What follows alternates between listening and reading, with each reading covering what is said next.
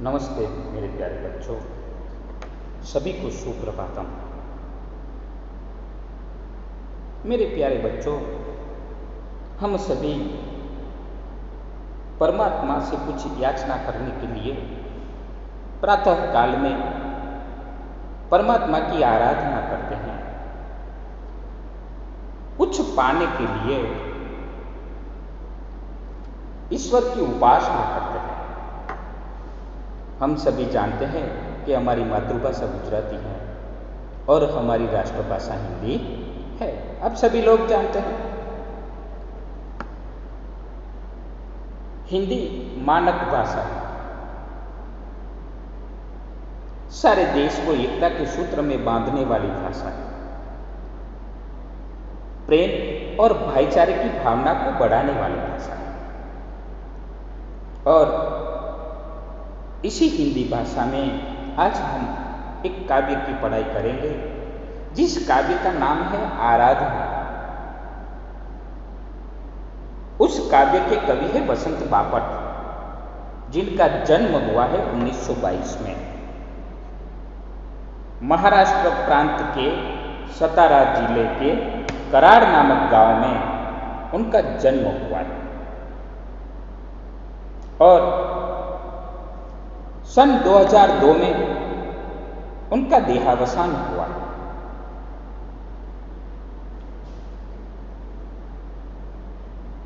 वसंत बापट ज्यादातर मराठी भाषा के साहित्यकार हैं। उन्होंने ज्यादातर जो रचनाएं लिखी हैं वह मराठी भाषा में लिखी, लेकिन आज 9वीं कक्षा में आराधना नामक जो काव्य है वह काव्य अनुवादित है। उसका ट्रांसलेशन किया गया है। वसंत बापट जी की कर्मभूमि पुणे है, महाराष्ट्र का एक नगर है। ज्यादातर उनका पूरा जीवन पुणे में व्यतीत हुआ है।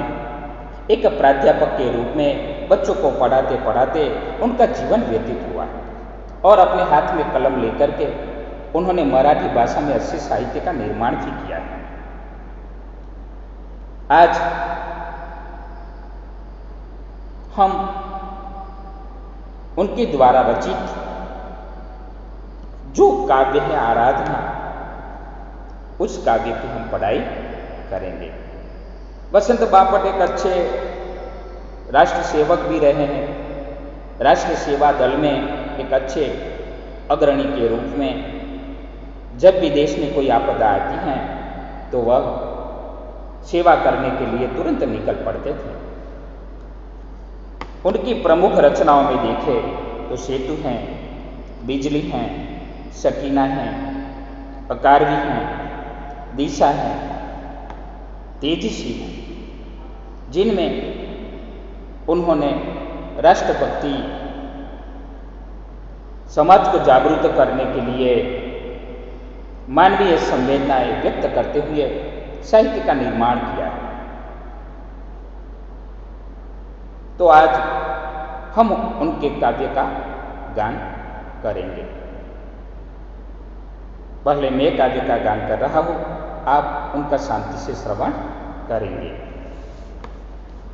देह मंदिर चित मंदिर एक ही है प्रार्थना, सत्य सुंदर मांगल्य की नित्य हो आराधना।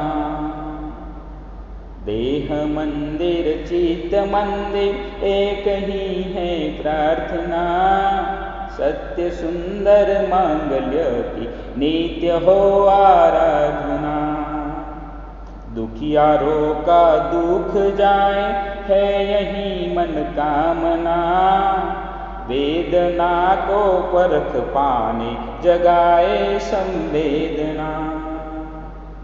दुर्बलों के रक्षणार्थ पौरुष की साधना, देह मंदिर चित्त मंदिर एक ही है प्रार्थना। सत्य सुंदर मांगल्य की नित्य हो आराधना।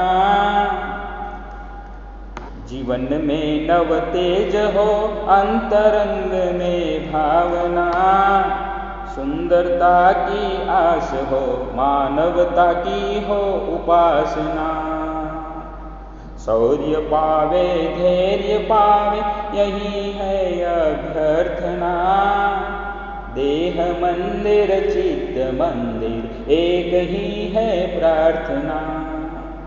सत्य सुंदर मांगल्य की नित्य हो आराधना। भेद सभी अस्त होवे, बैर और वासना। मानवों की एकता की पूर्ण हो कल्पना। मुक्त हम चाहे एक ही, बंधुता की कामना। देह मंदिर चित्त मंदिर, एक ही है प्रार्थना। सत्य सुंदर मांगल्य की नित्य हो आराधना। देह मंदिर चित्त मंदिर, एक ही है प्रार्थना। देह मंदिर चित्त मंदिर, एक ही है प्रार्थना। सत्य सुंदर मांगल्य की नित्य हो आराधना। इस काव्य में कवि कहते हैं कि हमारा जो चित्त है, हमारा जो मन है, हमारा जो देह है, वह एक मंदिर बन जाए और हम ऐसे ही प्रार्थना करते हैं, दूसरों के कल्याण के लिए, दूसरों की भलाई के लिए, दूसरों पर उपकार करने के लिए हमारा शरीर और मन मंदिर जैसा हो जाए, हमारे मन से बुराई नष्ट हो जाए। देह मंदिर चित्त मंदिर, एक ही है प्रार्थना। कवि वसंत बापट कहते हैं कि मेरी एक ही प्रार्थना है कि मेरे देह मंदिर में, यानी मेरे शरीर रूपी मंदिर में, मैं मेरे मन रूपी मंदिर में सदा ही सत्य सुंदर मांगल्य की नित्य आराधना हो। सदा ही हम सत्य के मार्ग पर चले, सुंदरता को अपनाएं, दूसरों के कल्याण करने की जो भावना है वह भावना हमारे मन में बसी रहे। दुखियारों का दुख जाए, यही मन कामना। मेरे मन की कामना यही है। कामना अभिलाषा, जिसको हम अभिलाषा भी कहते हैं, मनसा भी कहते हैं। कामना का अर्थ होता है अभिलाषा, याद रखना।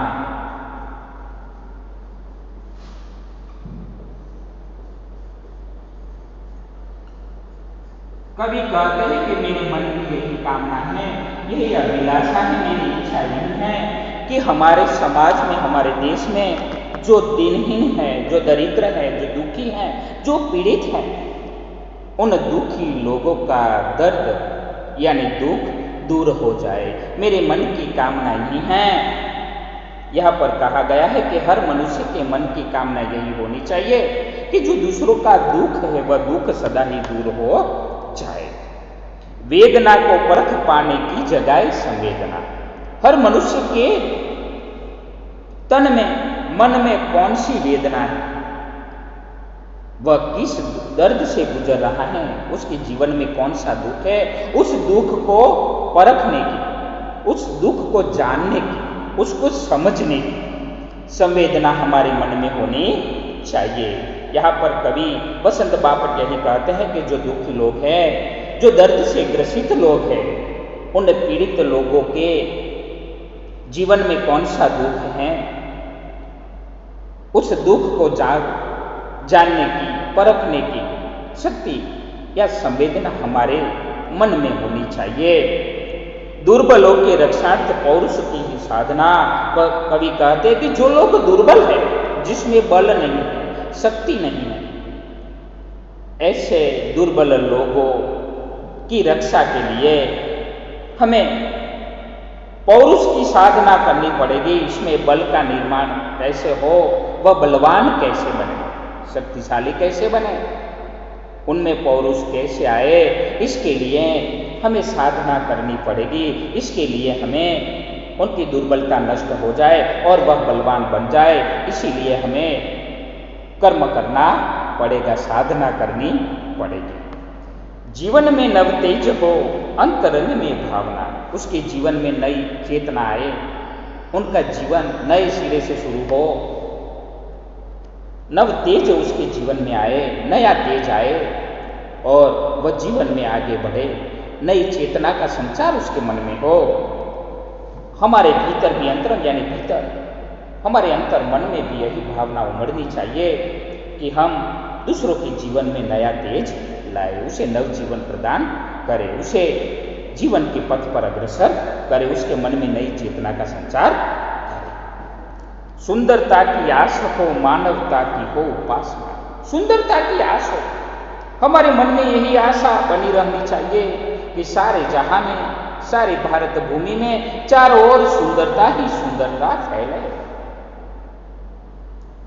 हर जगह एक मनुष्य दूसरे मनुष्य के लिए अपना पूरा जीवन समर्पित करे, यानी हमारे मन में भी यही उपासना रखनी चाहिए कि मनुष्य की भलाई करे, मानवता की उपासना हो। एक मनुष्य दूसरे मनुष्य के लिए उनके जीवन में कुछ न कुछ सहायता करे।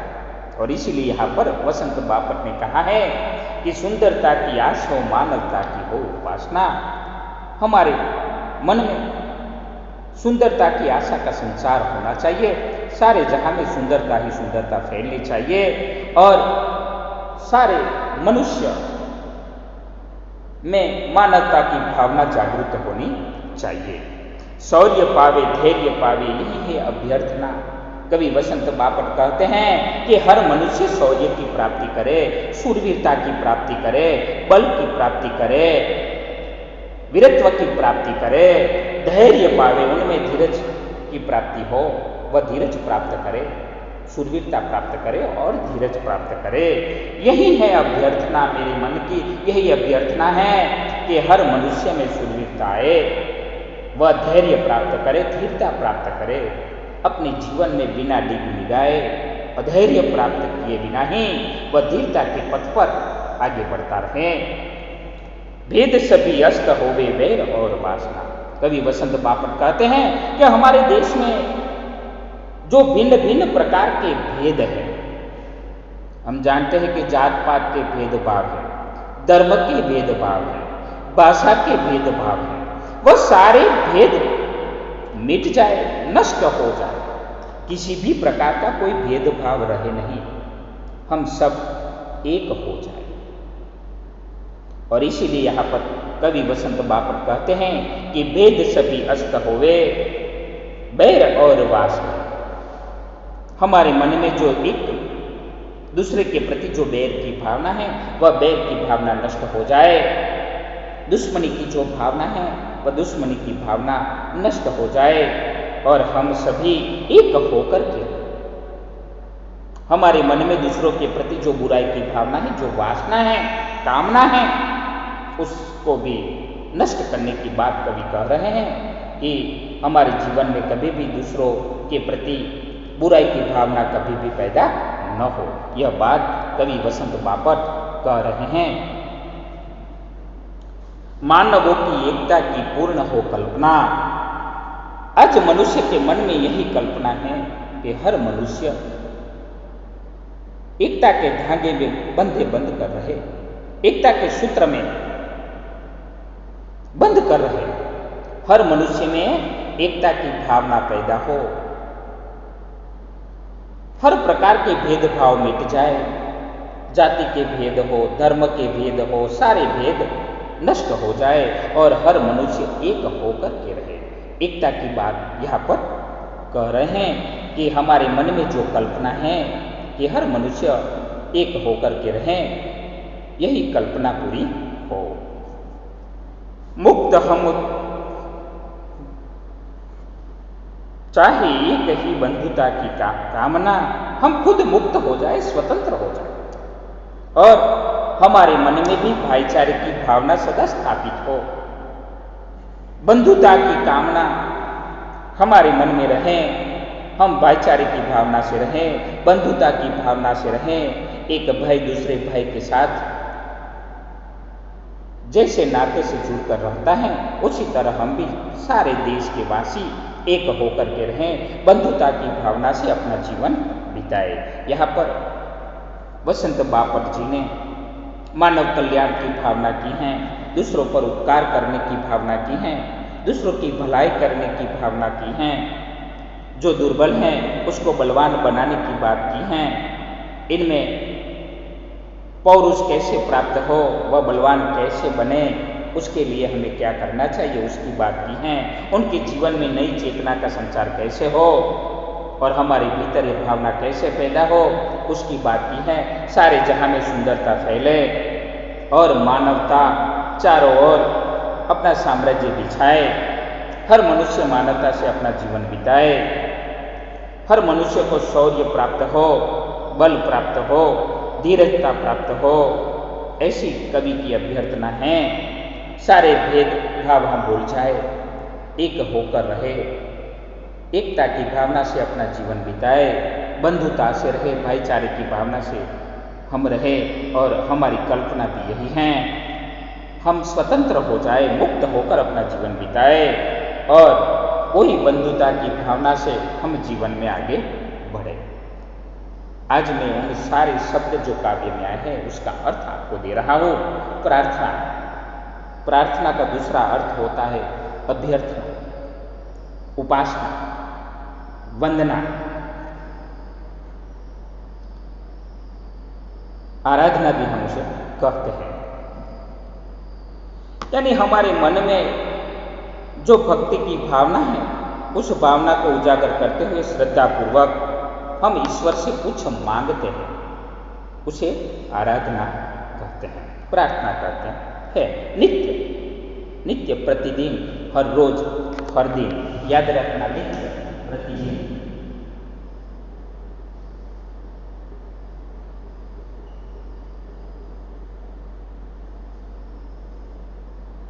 नित्य, प्रतिदिन, हर रोज, हर दिन हम कह सकते हैं। फिर परखना, अच्छी तरह समझना, गुण और दोष को लेकर के उसको अच्छी तरह समझना। फिर साधना यानी उपासना, आराधना, उसका समानार्थक शब्द है साधना का। फिर धैर्य रखना यानी दृढ़ता रखना, जीवन के पथ पर धैर्य से आगे बढ़ना। अस्त हो जाए यानी नष्ट हो जाए, लुप्त हो जाए, नाश हो जाए। बैर, दुश्मनी, शत्रुता, वासना, हमारे भीतर मन में दूसरों के लिए जो बुराई पैदा होती हैं उसे कामना भी कहते हैं। तो यहाँ पर वसंत बापट ने मनुष्य के मन में दूसरे मनुष्य के लिए कल्याण की भावना, परोपकार की भावना, सेवा की भावना, नई चेतना जागृत करने की भावना, दुर्बलों में बल की प्राप्ति कैसे हो उसकी आराधना, सभी लोग में शूरवीरता कैसे आए, धैर्य कैसे आए, उसकी बात इस काव्य में कवि ने कही है। आप काव्य को अच्छी तरह पढ़ेंगे, अच्छी तरह समझेंगे, ठीक है। तो यहां पर पहला प्रश्न है, कवि नित्य कैसी आराधना चाहते हैं? तो कवि सदा ही सत्य, सुंदर और मांगल्य की नित्य आराधना चाहते हैं। कवि किसकी मनोकामना चाहते हैं? तो जो दीन और दुखी है, जो पीड़ित है, उनकी पीड़ा दूर हो, उनका दुख दूर हो, ऐसे दुखियारों के लिए दुख दूर करने की मनोकामना चाहते हैं। कवि दुर्बलों के रक्षार्थ किसकी साधना चाहते हैं? कवि दुर्बलों के रक्षणार्थ किसकी साधना चाहते हैं? तो दुर्बलों के रक्षणार्थ कवि पौरुष की साधना चाहते हैं। इनमें बल का आगमन हो, वह बलवान बने। कवि किसको अभ्यर्थना करते हैं?